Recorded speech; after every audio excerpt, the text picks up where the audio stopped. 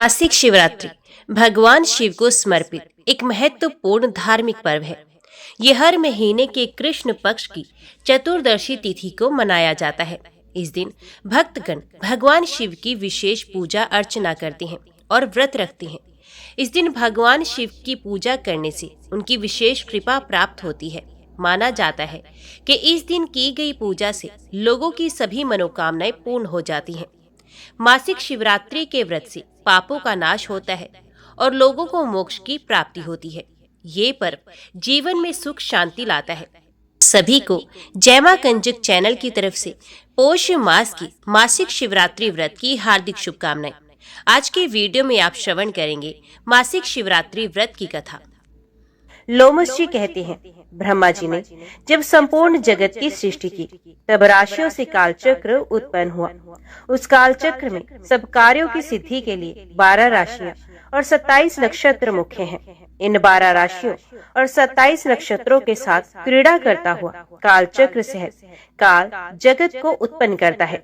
ब्रह्मा से लेकर कीट पर्यंत सबको काल ही उत्पन्न करता, वही पालन करता और वही संहार करता है। एकमात्र काल से ही ये सारा जगत बंधा हुआ है। अकेला काल ही इस लोक में बलवान है, दूसरा कोई नहीं। अथ ये सब परपंच कलात्मक है। सबसे पहले काल हुआ। काल से ही स्वर्गलोक के अधिनायक उत्पन्न हुए। तदंतर लोकों की उत्पत्ति हुई। उसके बाद त्रुटि हुई। त्रुटि से लव हुआ। लव से क्षण हुआ। क्षण से निमिष हुआ, जो प्राणियों में निरंतर देखा जाता है। 60 निमिष का एक पल कहा जाता है। 60 पलों की एक घड़ी होती है। 60 घड़ी का एक दिन रात होता है। 15 दिन रात का एक पक्ष माना जाता है। 2 पक्ष का एक मास और 12 महीनों का एक वर्ष होता है।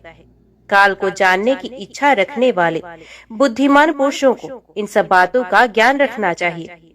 प्रतिपदा से लेकर पूर्णमासी तक पक्ष पूरा होता है। उस दिन पक्ष पूरा होने के कारण ही उसे पूर्णिमा कहते हैं।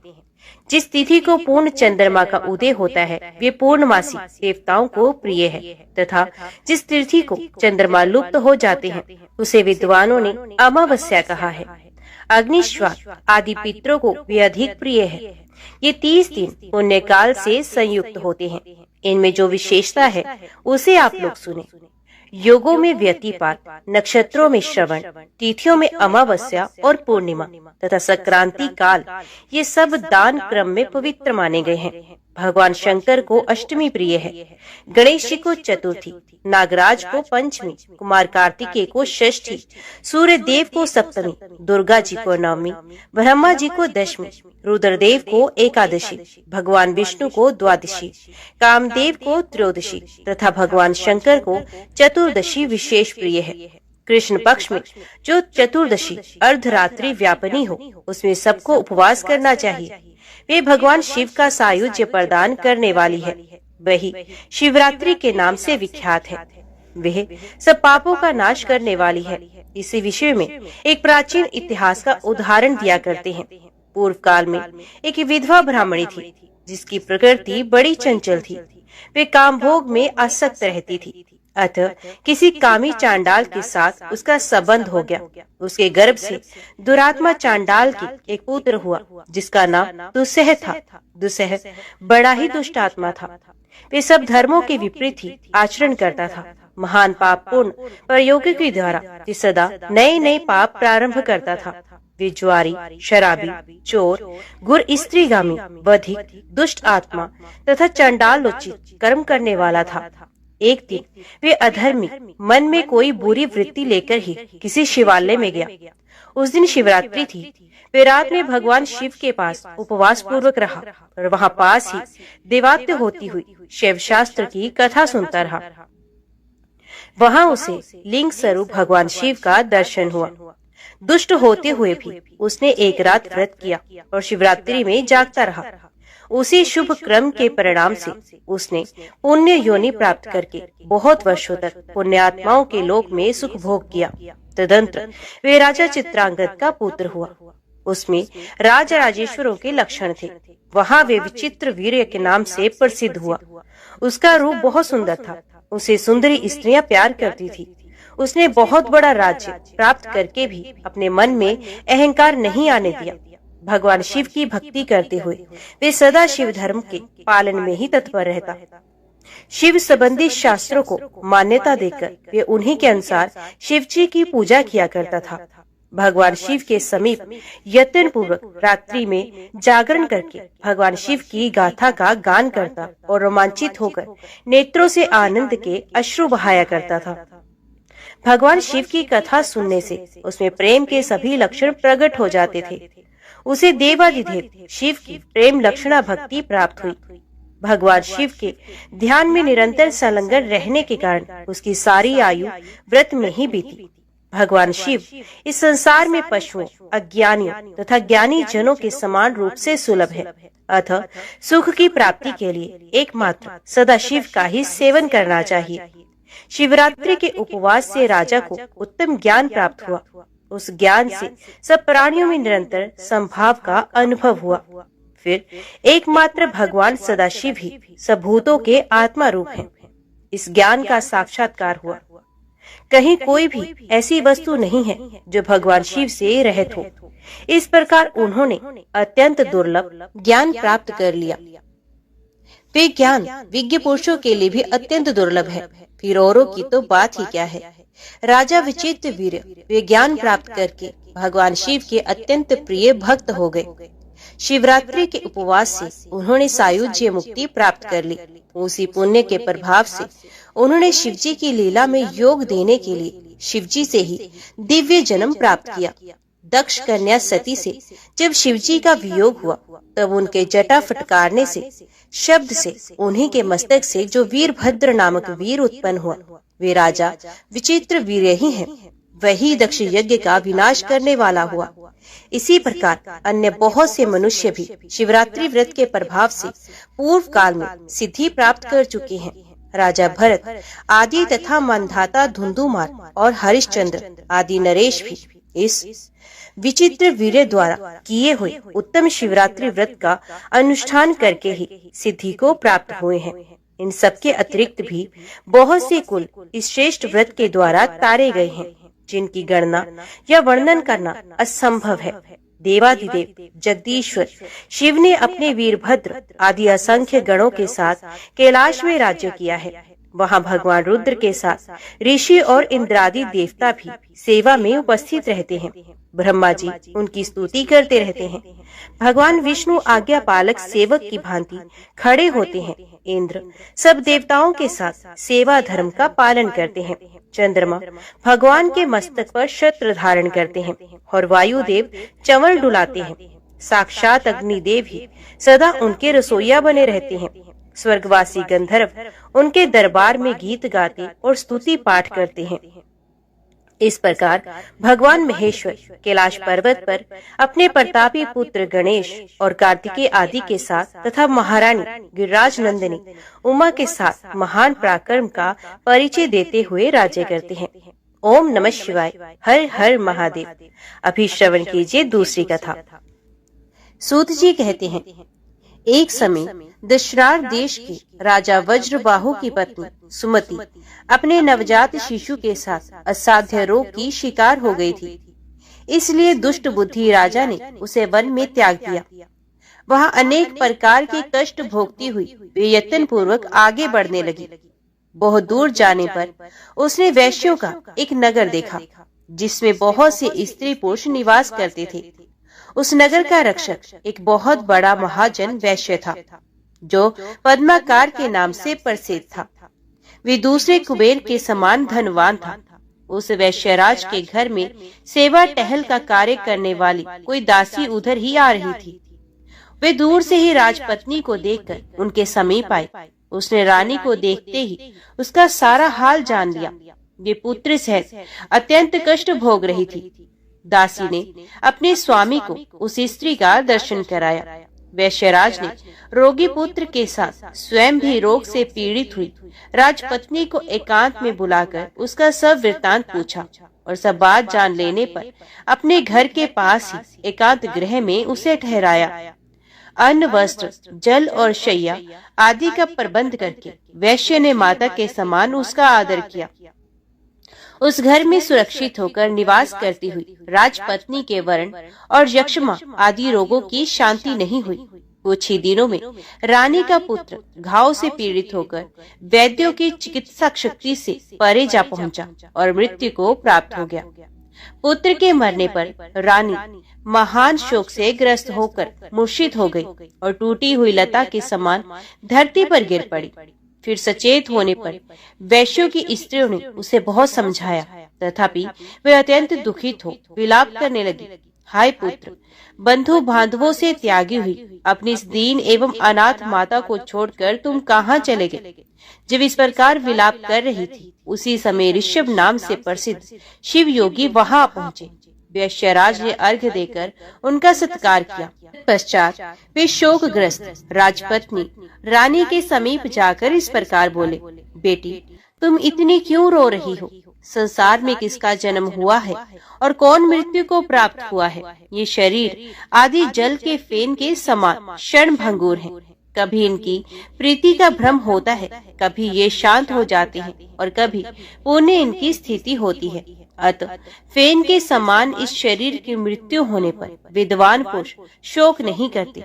सत्व आदि तीनों गुण माया से उत्पन्न होते हैं। उन्हीं तीनों गुणों से शरीर की उत्पत्ति हुई है। अतः सबके शरीर त्रिगुणमय ही हैं।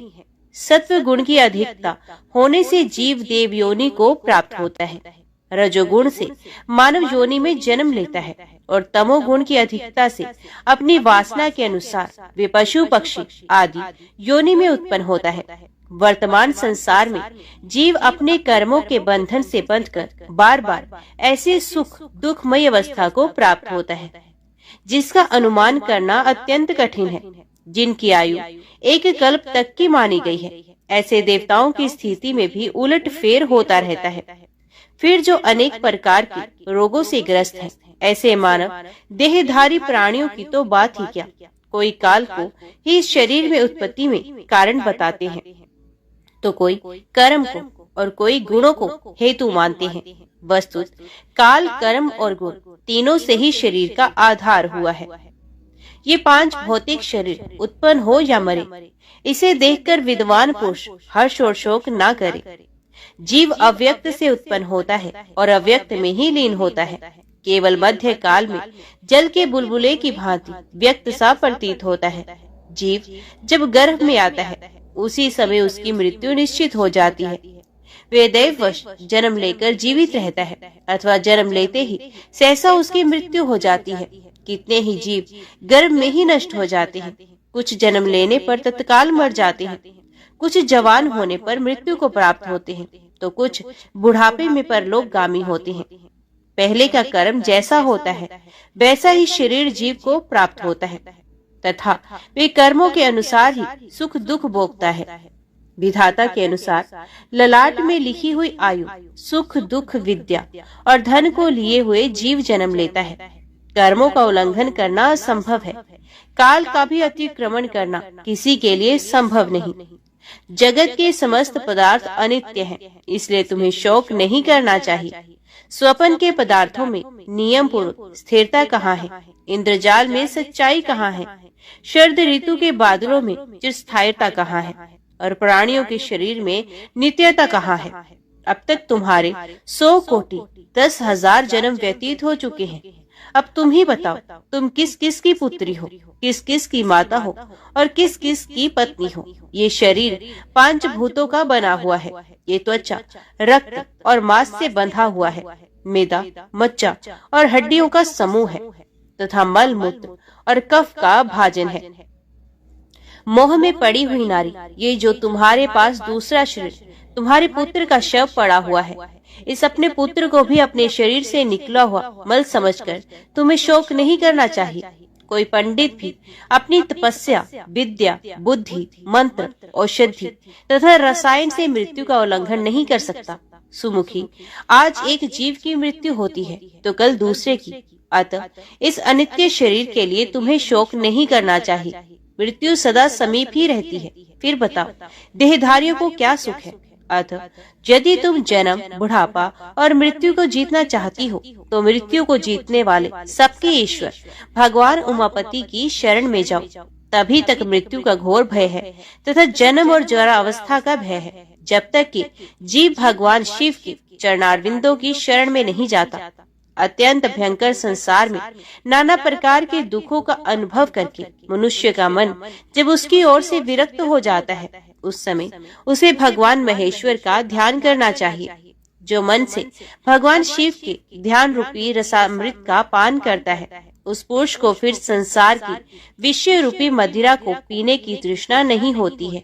जब सब प्रकार की आसक्तियों से छूटा हुआ मन वैराग्य के अधीन हो भगवान शिव के चरणों के चिंतन में मगन हो जाता है, तब मनुष्य का इस संसार में फिर जन्म नहीं होता है। भद्रे, ये मन भगवान शिव के ध्यान का एकमात्र साधन है। उसे शोक और मोह में ना डुबाओ, शिव जी का भजन करो। इस प्रकार शिव योगी ने अनून्य पूर्वक जब रानी को समझाया, तब उसने उन्हीं को गुरु मानकर उनके चरण कमलों में प्रणाम करके कहा, भगवत, जिसका एकमात्र पुत्र मर गया हो, जिसे प्रिय बंधुओं ने त्याग दिया हो तथा जो महान रोग से अत्यंत पीड़ित रहती हो, ऐसी मुझ अभागिनी के लिए मृत्यु के सिवा दूसरा कोई कौन गति है। इसलिए मैं इस शिशु के साथ ही प्राण त्याग दूंगी। मृत्यु के समय जो आपका दर्शन हो गया, मैं इतने से ही कृतार्थ हूँ। रानी की ये बात सुनकर दया निधान शिव योगी मरे हुए बालक के पास आए और शिव मंत्र से अभिमंत्रित भस्म लेकर उसके मुंह में डाल दिया। विभूति के पड़ते ही वे मरा हुआ बालक प्राण युक्त हो गया। प्राण लौट आने पर बालक ने आंखें खोल दी। उसकी इंद्रियों में पूर्वक शक्ति आ गई और वे दूध पीने की इच्छा से रोने लगा। तब नेत्रों से आनंद के आंसू बहाती हुई रानी ने झपट कर बालक को गोद में उठा लिया और उसे छाती से चिपकाकर वे अपूर्व आनंद में डूब गई। तत्पश्चात शिव योगी ने माता और बालक के विषैले घावों से युक्त शरीर में भस्म का स्पर्श कराया। इससे उन दोनों के शरीर दिव्य हो गए। उन्होंने देवताओं के समान कांतिमान स्वरूप धारण कर लिया। तत्पश्चात ईश्वर ने रानी से कहा, बेटी, तुम दीर्घ काल तक जीवित रहो। जब तक इस संसार में जीवित रहोगी, तब तक वृद्धावस्था तुम्हारा स्पर्श नहीं कर सकेगी। साध्वी, तुम्हारा ये पुत्र लोक में भद्रायु नाम से विख्यात होगा और अपना राज्य प्राप्त कर लेगा। तब तक तुम इन्हीं वैश्यराज के घर में निवास करो, जब तक कि तुम्हारा पुत्र पूर्ण विद्वान ना हो जाए। इस प्रकार ऋषभ योगी ने भस्म की शक्ति से मरे हुए राजकुमार को जीवित करके अपने अभीष्ट स्थान को प्रस्थान किया। भद्रायु उन्हीं वैश्यराज के घर में क्रमश बढ़ने लगा। वैश्य के भी शून्य नामक एक पुत्र था, जो राजकुमार का सखा हुआ। राजकुमार और वैश्य कुमार दोनों परस्पर बड़ा स्नेह रखते थे। वैश्यराज ने विद्वान ब्राह्मणों के द्वारा राजकुमार और अपने पुत्र का भी संस्कार विस्तार पूर्वक करवाया। समय आने पर उपनयन संस्कार हो जाने के पश्चात दोनों बालकों ने गुरु सेवा में तत्पर हो विनय पूर्वक संपूर्ण विद्याओं का संग्रह किया। तदंतर जब राजकुमार का 16वां वर्ष लगा, तब वे ऋषभ योगी पुण्य वैश्यराज के घर आए। रानी और राजकुमार ने बड़े हर्ष के साथ उनका बार बार प्रणाम करके उनकी यथायोग्य पूजा की।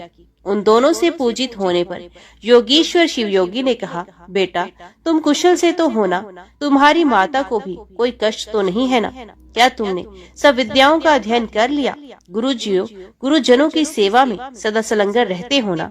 वत्स, क्या मुझ प्राणदाता गुरु का कभी स्मरण करते हो? योगीश्वर ऋषभ के ऐसा कहते समय विनयशीला रानी ने अपने पुत्र को उनके चरणों में डाल दिया और कहा, गुरुदेव, ये आपका ही पुत्र है, आप ही इसके प्राणदाता पिता हैं। आप दया करके अपने शिष्य को अनुग्रहित करें और इसे सत्पुरुषों के उत्तम मार्ग शुभ कर्म का उपदेश दें। रानी के द्वारा इस प्रकार प्रसन्न कराए जाने पर परम बुद्धिमान शिव योगी ने राजकुमार को सन्मार्ग का उपदेश दिया। ऋषभ बोले, वेद, स्मृति और पुराणों में जिसका उपदेश किया गया है वे सनातन धर्म है। सब लोगों को चाहिए कि अपने अपने वर्ण और आश्रम के अनुसार सदा शास्त्रोक्त धर्म का सेवन करें। वत्स, तुम सदा सत्पुरुषों के मार्ग पर चलो, उत्तम आचार का ही पालन करो, देवताओं की आज्ञा का भी उल्लंघन ना करो, देवताओं की अवहेलना भी ना करो। गो देवता, गुरु और ब्राह्मण के प्रति सदा भक्ति भाव रखो। अतिथि के रूप में चांडाल भी अपने घर में आ जाए तो सदा उसका सत्कार करो। अपने प्राणों पर संकट आ जाए तो भी सत्य का परित्याग ना करो। महाभाव, पराये धन की पराई स्त्री की, देवता तथा ब्राह्मण की, वस्तुओं की और अत्यंत दुर्लभ पदार्थों की तृष्णा त्याग दो। महामती, सदा उत्तम कथा, उत्तम आचार, उत्तम व्रत, सत्पुरुषों के आगमन तथा धर्म आदि के संग्रह की ही अभिलाषा करो। स्नान, जप, होम, स्वाध्याय, पितृ तर्पण, गो पूजा, देव पूजा और अतिथि पूजा में कभी आलस्य को समीप न आने दो। क्रोध, द्वेष, भय, छठता, चुगली, अनुचित आग्रह, कुटिलता, दंभ और उद्वेग का यत्न पूर्वक त्याग करो। अकारण वैर, व्यर्थ की बकवाद और दूसरों की निंदा छोड़ दो। मृग्या, कृतक्रिया, मद्यपान, स्त्री लंपटपोष, इन सब के संग का परित्याग करो। अधिक भोजन, अधिक परिश्रम, अधिक बातचीत और अधिक खेलकूद तथा क्रीड़ा विलास को सदा के लिए छोड़ दो। अधिक विद्या, अधिक श्रद्धा, अधिक पुण्य, अधिक स्मरण, अधिक उत्साह, अधिक प्रसिद्धि और अधिक धैर्य जैसे भी प्राप्त हो उसके लिए सदा चेष्टा करो। अपनी ही पत्नी के प्रति सकाम बनो, अपने शत्रुओं पर ही क्रोध करो, पुण्य राशि के संग्रह के लिए ही लोभ करो, पापचारियों के प्रति ही दोष दृष्टि रखो, पाखंडियों के प्रति द्वेष तथा साधु पुरुषों के प्रति राग रखो। बुरी सलाह को समझाने में और ग्रहण करने में मूर्ख बने रहो। चुगलों की बातें अनसुनी करने के लिए बहरे हो जाओ। धूर्त, अत्यंत क्रोधी, शठ, क्रूर, शली, चंचल, दुष्ट, पतित, नास्तिक और कुटिल मनुष्य को दूर से ही त्याग दो। अपनी प्रशंसा ना करो, दूसरों की चेष्टाओं और इशारों को समझो। धन और कुटुंब में अधिक आसक्ति ना रखो। पतिव्रता पत्नी, माता, ससुर, साधु पुरुष और गुरु के वचनों में सदा विश्वास करो। अपनी रक्षा में तत्पर होकर सदा सावधान रहो। उत्तम व्रत का पालन करो। अपने सेवकों पर भी कभी पूर्ण विश्वास ना करो। महामते, जो तुम्हारा विश्वास पात्र रहा हो ऐसा कोई पुरुष यदि चोरी में भी पकड़ा जाए तो उसे प्राण दंड ना दो। पाप रहित मनुष्य पर संदेह ना करो। सत्य से विचलित ना हो। अनाथ, दीन, वृद्ध, स्त्री, बालक और निरपराध मनुष्य की धन से, बुद्धि से, शक्ति से, बल से तथा अपने प्राणों द्वारा भी रक्षा करो। वध करने योग्य शत्रु भी यदि शरण में आ जाए तो उसे ना मारो। माता पिता और गुरु के कोप से बचो। धन का व्यय, पुत्रों तथा ब्राह्मणों का अपराध सहन करो। जिस प्रकार ब्राह्मण प्रसन्न हो वैसा उनका हित करो, क्योंकि श्रेष्ठ द्विज संकट में पड़े हुए राजा को उस संकट से उद्धार करते हैं। आयु, यश, बल, सुख, धन, पुण्य और प्रजाजनों की उन्नति, ये सब जिस सत्कर्म से संभव हो उसका सदा सेवन करना चाहिए। देश, काल, शक्ति, कर्तव्य, अकर्तव्य का भली भांति विचार करके सदा यत्न पूर्वक कर्म करो। स्वयं किसी को बाधा ना पहुंचाओ। दूसरों की बाधा का निवारण करो। उत्तम नीति और शक्ति से चोरों तथा दुष्टों का दमन करो। स्नान, जप, होम, देव पूजा तथा श्राद्ध क्रम में उतावली ना करो। नींद लेने और भोजन में शीघ्रता करो। उदारता युक्त, शर्ता रहित, सत्य, मनुष्यों के मन को प्रिय लगने वाली तथा थोड़े से अक्षर और अधिक अर्थ वाली बात बोलो। कहीं भी भय न करो। शत्रुओं और विपत्तियों में पड़कर भी निडर बने रहो। ब्राह्मण कुल, गुरु की आज्ञा तथा पाप चारण से डरो। कुटुंबी जनों, भाई बंधुओं, ब्राह्मणों, पत्नियों, पुत्रों तथा भोजन की पंक्तियों में समता पूर्ण बर्ताव करो। सत्पुरुषों के हितकारक उपदेशों, पुण्य कथाओं, विद्या गोष्ठियों तथा धर्म चर्चाओं में कभी मुंह न मोड़ो। जल के निकट सर्वत्र विख्यात ब्राह्मणों के निवास से युक्त परम पवित्र तथा कल्याण में प्रशस्त स्थान में सदा निवास करो। जहाँ कुलटाएं और वैश्य रहती हूँ, जहाँ काम क्लप्त पुरुषों का निवास हो, ऐसे नीच जनसेवित दूषित स्थान में तुम कभी निवास ना करो। त्रिभुवन के स्वामी एकमात्र भगवान शिव की शरण लेकर भी तुम सभी देवताओं की यथा समय उपासना करते रहो और उनके दिनों तत्संबंधी तिथियों का भी स्मादर करो। वत्स, तुम सदा पवित्र, सदा दक्ष, सदा शांत, सदा स्थिर, सदा काम, क्रोध, लोभ, मोह, मद और मात्सर्य, इन 6 शत्रु को जीतने वाले तथा सदा एकांतवासी बनो। वेद वेता ब्राह्मण, नियमों से प्रकाशित होने वाले शांत सन्यासी, पुण्य वृक्ष, पुण्य नदी, पुण्य तीर्थ, महासरोवर, धेनु, वृषभ, पतिव्रता स्त्री तथा अपने घर के देवताओं को उनके पास जाते ही सहसा नमस्कार करो। ब्रह्म मुहूर्त में उठकर भली भांति आचमन करके तुम पहले अपने गुरु जी को प्रणाम करो। तत्पश्चात उमापति भगवान शिव का ध्यान करके लक्ष्मीपति, नारायण, ब्रह्मा, गणेश, सकंद, कात्यायनी देवी, महालक्ष्मी, महासरस्वती, इंद्र आदि लोकपाल तथा पुण्य श्लोक पवित्र यश वाले महर्षियों का चिंतन करो। उसके बाद उदय काल में सदा भगवान सूर्य को प्रणाम करो। गंध, पुष्प, तांबूल, शाक और पके फल आदि भक्ष्य भोज्य प्रिय एवं नूतन पदार्थ पहले भगवान शिव को अर्पण करो, फिर प्रसाद रूप से उसका उपभोग करो। जो कुछ दान, सत्कर्म, जप, स्नान, होम, चिंतन तथा तप तुम्हारे द्वारा किया जाए वे सब भगवान शिव को समर्पित कर दो। खाते, पाठ करते, सोते, घूमते, देखते, सुनते, बोलते और ग्रहण करते समय सदा भगवान शिव का ही चिंतन करो। प्रतिजन मंत्र राज पंचाक्षर का जप और ध्यान करते हुए सदा भगवान सदाशिव के चरणों में अपने मन को रमाते रहो। वत्स, ये संक्षेप से तुम्हारे लिए धर्म का उपदेश किया गया है। हे भद्रायु, पवित्र स्थान में यथा योग्य आसन बिछाकर बैठो। इंद्रियों को अपने वश में करके प्राणायाम पूर्वक अविनाशी भगवान शिव का चिंतन करो। परमानंदमय भगवान महेश्वर हृदय कमल के भीतर की कर्णिका में विराजमान है। उन्होंने अपने तेज से आकाश मंडल को व्याप्त कर रखा है। वे इंद्रियातीत, सूक्ष्म, अनंत एवं सबके आदि कारण है। इस प्रकार ध्यान के द्वारा समस्त कर्म बंधन का नाश करके चिरकाल तक चिदानंदमय भगवान सदाशिव में अपने चित्त को लगाए रहो। फिर षडाक्षर मंत्र, षडाक्षर न्यास के द्वारा अपने मन को एकाग्र करके मनुष्य शिव कवच के द्वारा अपनी रक्षा करे। सर्वदेवमय महादेव जी गहरे संसार कूप में गिरे हुए मुझे असहाय की रक्षा करे। उनका दिव्य नाम मेरे समस्त हृदय स्थित पापों का नाश करे। संपूर्ण विश्व जिनकी मूर्ति है, जो ज्योतिर्मय आनंद घन स्वरूप चिदात्मा है, वे भगवान शिव मेरी सर्वत्र रक्षा करे। जो सूक्ष्म से भी अत्यंत सूक्ष्म है, महान शक्ति से संपन्न है, वे ईश्वर, वे महादेव जी संपूर्ण भयों से हमारी रक्षा करे। जिन्होंने पृथ्वी के रूप में इस विश्व को धारण कर रखा है, वे अष्टमूर्ति गिरीश पृथ्वी से मेरी रक्षा करे। जो जल के रूप में जीवों को जीवन दान दे रहे हैं, वे जल से मेरी रक्षा करे। जो विशिद लीला विहारी शिव कल्प के अंत में समस्त भुवनों को विदग्ध करके आनंद से नृत्य करते हैं, वे काल रुद्र भगवान दावानल से, आधी तूफान से और समस्त तापों से मेरी रक्षा करे। प्रदीप्त विद्युत एवं स्वर्ण के सदृश जिनकी कांति है, विद्या, वर, अभय मुद्रा और कुठार जिनके कर कमलों से सुशोभित हैं, जो चतुर्मुख और त्रिलोचन है, वे सत्पुरुष भगवान पूर्व दिशा में निरंतर मेरी रक्षा करे।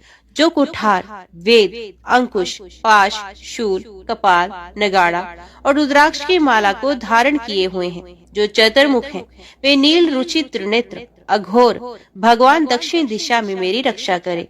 कुंद, चंद्रमा, शंख और स्वस्तिक के समान जिनकी उज्जवल कांति है, वे रुद्राक्ष माला, वर और अभय मुद्रा से जो सुशोभित है, वे महाप्रभावशाली चतुर्नान त्रिलोचन सद्युधिजात भगवान पश्चिम दिशा में मेरी रक्षा करे। जिनके हाथों में वर, अभय मुद्रा, रुद्राक्ष माला और टांकी विराजमान है, कमल किंचल के सदृश जिनका वर्ण है, वे चतुर्मुख त्रिनेत्र वामदेव भगवान उत्तर दिशा में मेरी रक्षा करे। जिनके कर कमलों में वेद, अभय, वर, अंकुश, टांकी, पाश, कपाल, नगाड़ा, रुद्राक्ष माला और शूल सुशोभित है, जो सिद्युदिति है, वे पर प्रकाश रूप पंचमुख ईशान भगवान मेरी ऊपर से रक्षा करे। भगवान चंद्रमौली मेरे सर की, भाल नेत्र मेरे भाल की, भगनेत्रहारी मेरे नेत्रों की, विश्वनाथ मेरी नासिका की, श्रुत गीत कीर्ति कानों की, पंचमुख मुख की, वेद जीवा जीव की, गिरीश गले की, नीलकंठ दोनों हाथों की, धर्म बाहु कंधों की, दक्ष यज्ञ विध्वंसी वक्षस्थल की, गिरिंद्र धनवा पेट की, कामदेव के नाशक मध्य देश की, गणेश जी का पिता नाभि की, धुरजुटी कटिका, कुबेर मित्र दोनों पिंडलियों की, जगदीश्वर दोनों घुटनों की, पुंगव केतु दोनों जांघों की और सूर्यवंद चरण मेरे पैरों की सदैव रक्षा करे। महेश्वर दिन के पहले प्रहर में मेरी रक्षा करे, वामदेव मध्य के प्रहर में, त्र्यंबकम तीसरे पहर में, विश्वध्वज दिन के अंत वाले पहर में मेरी रक्षा करे, शशि शेखर रात्रि के आरंभ में, गंगाधर अर्धरात्रि में, गौरीपति रात्रि के अंत में, मृत्युंजय सर्वकाल में मेरी रक्षा करे, शंकर अंत स्थित अवस्था में मेरी रक्षा करे, स्थाणु बहिस्थित रक्षा करे, पशुपति बीच में रक्षा करे और सदाशिव सब और मेरी रक्षा करे। भुवनेकनाथ खड़े होने के समय, प्रमनाथ चलते समय, वेदांत वैद्य बैठे रहते समय और अविनाशी शिव सोते समय मेरी रक्षा करे। नीलकंठ रास्ते में मेरी रक्षा करे, त्रिपुरारी शैलादि दुर्गों में, उद्रा शक्ति मृग व्याध वनवासादि महान प्रवासों में मेरी रक्षा करे। जिनका प्रबल क्रोध कल्पों का अंत करने में अत्यंत पटु है, जिनके प्रचंड अट्टाहस से ब्रह्मांड कांप उठता है, वे वीरभद्र जी समुद्र के सदृश भयानक शत्रु सेना के दुर्निवार महान भय से मेरी रक्षा करें। भगवान शिव मृड मुझ पर आतताई रूप से आक्रमण करने वालों की हजारों, 10,000 लाखों और करोड़ों पैदलों, घोड़ों, हाथियों और रथों से युक्त अति भीषण सैकड़ों अक्षौहिणी सेनाओं का अपनी घोर कुठार धार से रक्षा छेदन करें। भगवान त्रिपुरांतक का पर्यल्या अग्नि के समान ज्वालाओं से युक्त जलता हुआ त्रिशूल मेरे दस्यु दल का विनाश कर दे और उनका पिनाक धनुष, शार्दूल, सिंह, रीछ और भेड़िया आदि सिंहस्त्र जंतुओं का मंत्रस्त्र करे। ये जगदीश्वर मेरे बुरे स्वप्न, बुरे शकुन, बुरी गति, मन की दुष्ट भावना, दुर्भिक्ष, दुर्व्यसन, दुस्सह, अपयश, उत्पात, संताप, विषय भय, दुष्ट ग्रहों के दुख तथा समस्त रोगों का नाश करें।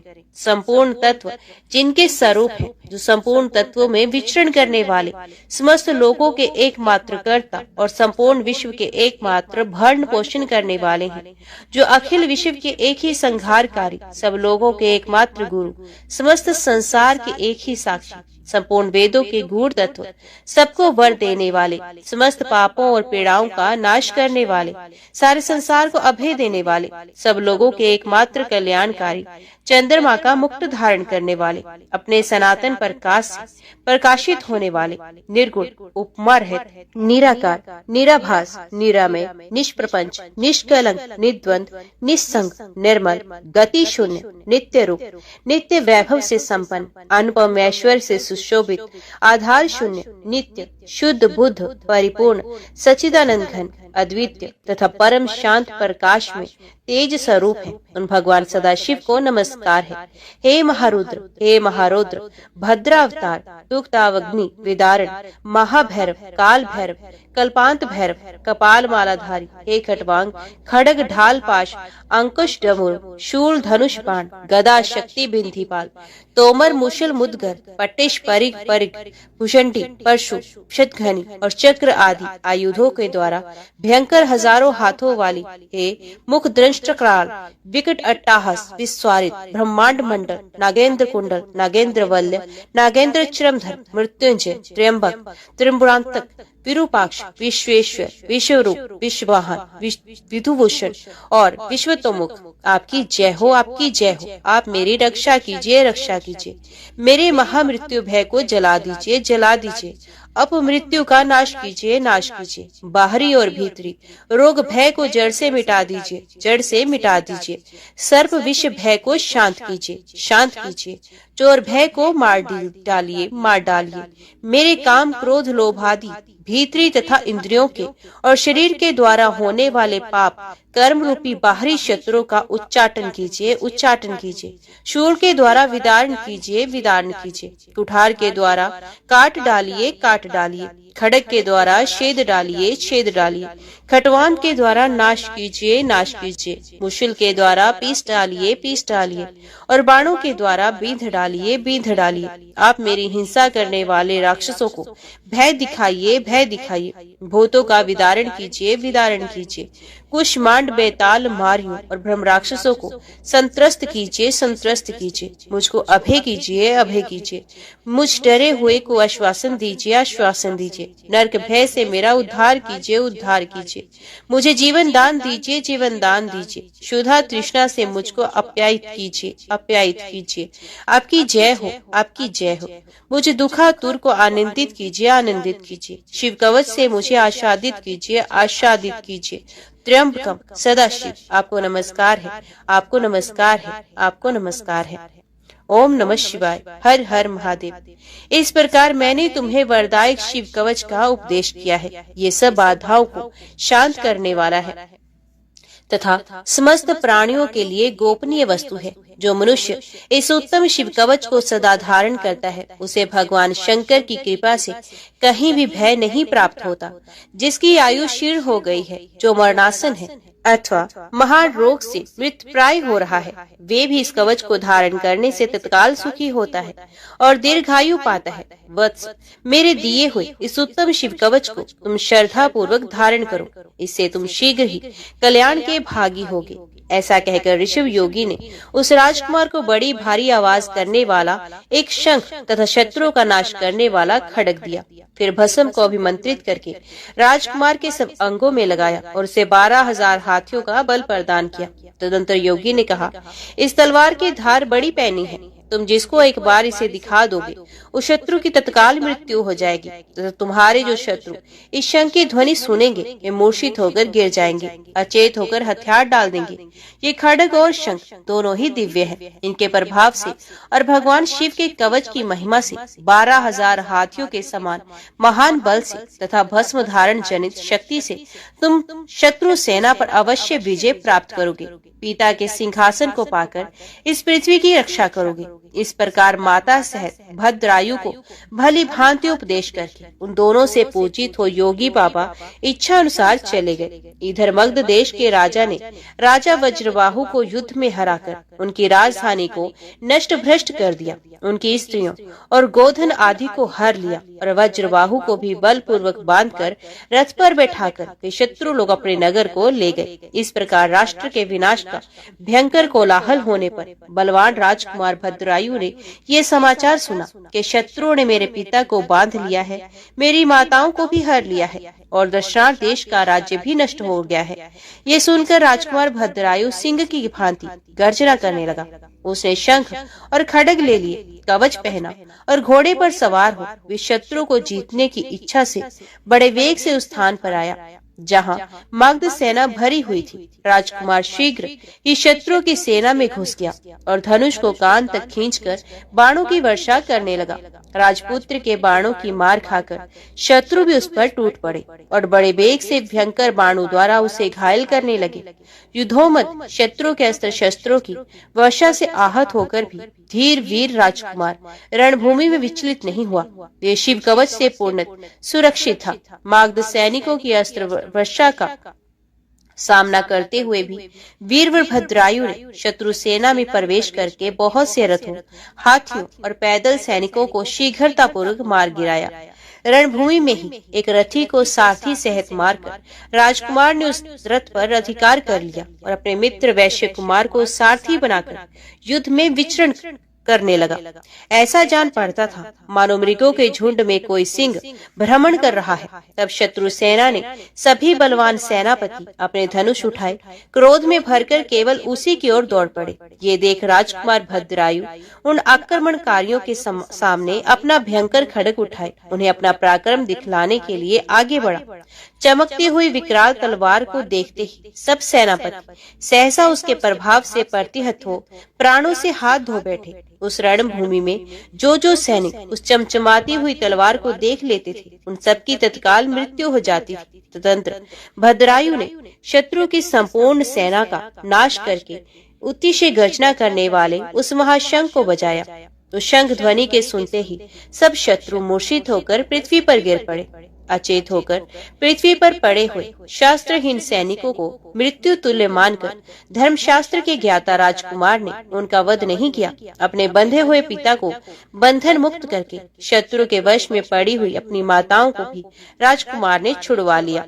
इसी प्रकार मुख्य मंत्रियों तथा अन्य पूर्ववासियों की स्त्रियां, बालकों और कन्याओं को गोधन आदि सहित शत्रु के भय से मुक्त करके उन सबको धैर्य बंधाया। तत्पश्चात राजकुमार ने नगर के राजा, मंत्री तथा मुख्य अधिकारियों और सेनापतियों को कैद करके बलपूर्वक अपनी पुरी में प्रवेश किया। पहले युद्ध में जो लोग चारों दिशाओं में भाग गए थे वे सब विश्वस्त होकर लौट आए और राजकुमार का पराक्रम देखकर सबके मन में बड़ा विस्मय हुआ। सब लोग सोचने लगे, अहो ये कोई योग सिद्ध अथवा तप सिद्ध पुरुष है, क्या कोई देवता है, क्योंकि इसने जो महान कर्म किया है ये मनुष्य की शक्ति से परे है। इस अनंत शक्तिधारी वीर ने 9 अक्षौहिणी सेना को परास्त किया है। इसी समय भद्रायु के पिता वज्रबाहु विस्मय और आह्लाद में डूबे हुए तथा नेत्रों से आनंद के आंसू बहाते हुए उनके सामने आए। राजकुमार ने प्रेम से विवल होकर पिता को प्रणाम किया। तब राजा ने पूछा, महामते तुम कौन हो, देवता हो या मनुष्य, अथवा कोई गंधर्व तो नहीं हो? तुम्हारे माता पिता कौन है? तुम्हारा देश कौन सा है? तुम्हारा नाम क्या है? तुमने हमें और हमारी स्त्रियों को किस कारण से शत्रुओं के बंधन से छुड़वाया है? तुम्हारे इस ऋण से बंधु बांधवों से मैं 1000 जन्मों में भी मुक्त नहीं हो सकता। इन पुत्रों, इन पत्नियों तथा इस राज्य और नगर को छोड़कर मेरा चित्त तुम्ही में प्रेम पूर्वक बंधा हुआ है। भद्रायु बोला, राजन ये मेरा सखा वैश्य पुत्र है, इसका नाम सुनय है। मैं इसी के सुंदर ग्रह में अपनी माता के साथ निवास करता हूँ। मेरा नाम भद्रायु है। मैं अपनी वृत्तांत पीछे आपको बताऊंगा। इस समय आप स्त्रियों और मित्र जनों के साथ नगर में प्रवेश कीजिए और शत्रु का भय छोड़कर सुख से रहिए। जब तक मैं पुण्य लौट कर न आऊं तब तक इन शत्रु को ना छोड़िएगा। ऐसा कहकर राजकुमार भद्रायु राजा की आज्ञा ले अपने घर को आया और वहां उसने अपनी माता से सब समाचार कह सुनाया। रानी ने प्रसन्न होकर अपने पुत्र को हृदय से लगा लिया और वैश्य राज ने भी प्रेम से राजकुमार का आलिंगन करके उसका विशेष सत्कार किया। इधर महाराज ब्रजबाहु स्त्री पुत्र और मंत्रियों के साथ अपने राजमहल में प्रवेश करके बहुत प्रसन्न हुए। वे रात्रि व्यतीत होने पर योगियों में श्रेष्ठ ऋषभ महारानी सीमंतनी के पति राजा चंद्रगन के समीप गए और भद्रायु की उत्पत्ति कथा, उसके अलौकिक पराक्रम का वर्णन करके एकांत में प्रेम पूर्वक बोले, राजन तुम अपनी पूर्ति कीर्ति मालिनी का विवाह राजकुमार भद्रायु के साथ करो। इस प्रकार निषिद्ध राज को समझाकर योगी ऋषभ चले गए। तदंतर राजा चंद्रागत ने वैवाहिक मंगल के लिए उपयुक्त शुभ मुहूर्त में भद्रायु को बुलाया और अपनी कीर्ति मालिनी नामक पुत्री से उसे ब्याह करवा दिया। भद्रायु के पिता राजा वज्रबाहु को भी बुलाकर निषिद्ध राज ने मंत्रियों सहित उनकी अगवानी की और नगर में आने पर उनका यथावत सत्कार किया। वज्रबाहु ने देखा कि शत्रुओं का नाश करने वाला भद्रायु विवाह करके मेरे चरणों में प्रणाम कर रहा है, तब उन्होंने बड़े प्रेम और हर्ष से उठाकर उसे हृदय से लगा लिया और निषिद्ध राज से कहा, चंद्रागत जी आपका ये दामाद बड़ा बलवान है। मैं इसके वंश और जन्म का यथार्थ परिचय जानना चाहता हूँ। उनके इस प्रकार पूछने पर निषिद्ध राज ने उनसे एकांत में मिलकर हंसते हुए कहा, महाराज ये आप ही का पुत्र है। शैशव काल में ये रोग से पीड़ित था और उसकी माता भी रोग से व्याकुल थी, अतः आपने माता सहित इस बालक को वन में त्याग दिया था। बालक के साथ वन में घूमती हुई यह सहाय नारी दैवयोग से एक वैश्य के घर में जा पहुंची। वैश्य ने उसकी रक्षा की। फिर आपका ये बालक रोग से अत्यंत पीड़ित होकर मर गया था, किंतु किसी योगीराज ने आकर इसे पुनः जीवित किया। योगीराज का नाम ऋषभ है। शिव योगी ऋषभ के भी प्रभाव से माँ बेटे देवताओं के समान दिव्य रूप को प्राप्त हुई। उन्हीं के दिए हुए शत्रु नाशक खड्ग और शंख के द्वारा शिव कवच से सुरक्षित हो भद्रायु ने युद्ध में शत्रुओं पर विजय पाई है। ये अकेले ही 12,000 हाथियों का बल धारण करते हैं। ये सब विद्याओं में पारंगत हैं और अब मेरे जमाता भी हो गए हैं। अतः आप इन्हें और इनकी पतिव्रता माता को साथ लेकर अपने नगर को जाइए, इससे आप उत्तम कल्याण के भागी होंगे। ये सब बातें बताकर राजा चंद्रांगत अपने रनिवास में ठहरी हुई राजा की ज्येष्ठ पत्नी को वहां ले आए। वे वस्त्र आभूषणों से विभूषित थी। उन्होंने वज्रबाहु को रानी से मिलाया। ये सब वृत्तांत सुनकर और देखकर राजा वज्रबाहु बहुत लज्जित हुए और मूर्खतावश उनके द्वारा जो अनुचित कर्म हो गया था उसकी वे स्वयं ही निंदा करने लगे। पत्नी और पुत्र के दर्शन से उन्हें बड़ी प्रसन्नता प्राप्त हुई। उनके सब अंगों में रोमांच हो आया और उन्होंने दोनों को हृदय से लगा लिया। इस प्रकार निषिद्धराज से पूजित और प्रशंसित होकर राजा ब्रजबाहु ने अपनी बड़ी रानी को, राजकुमार भद्रायु को और पुत्र वधु कीर्ति मालिनी को भी साथ ले परिवार सहित अपनी राजधानी को प्रस्थान किया। वहां जाकर भद्रायु ने समस्त पूर्ववासियों को आनंदित किया। समय आने पर उसके पिता जब स्वर्गवासी हो गए, तब युवावस्था में अद्भुत पराक्रमी भद्रायु ने इस संपूर्ण पृथ्वी का शासन किया और ब्रह्म ऋषियों के समीप मगधराज हेमरथ से मित्रता जोड़कर उन्हें अपने बंधन से मुक्त किया। ओम नमः शिवाय। हर हर महादेव। आज की वीडियो में इतना ही। उम्मीद करती हूँ वीडियो आपको पसंद आई होगी। वीडियो पसंद आई हो तो वीडियो को लाइक और चैनल को सब्सक्राइब जरूर कीजिएगा। ओम नमः शिवाय लिखकर कमेंट बॉक्स में अपनी हाजिरी और अपने सुझाव देना ना भूलेगा। तो मिलते हैं अगली कथा अगली वीडियो के साथ। तब तक के लिए देखते व सुनते रहिए। जय मां कंजक, जय माता दी।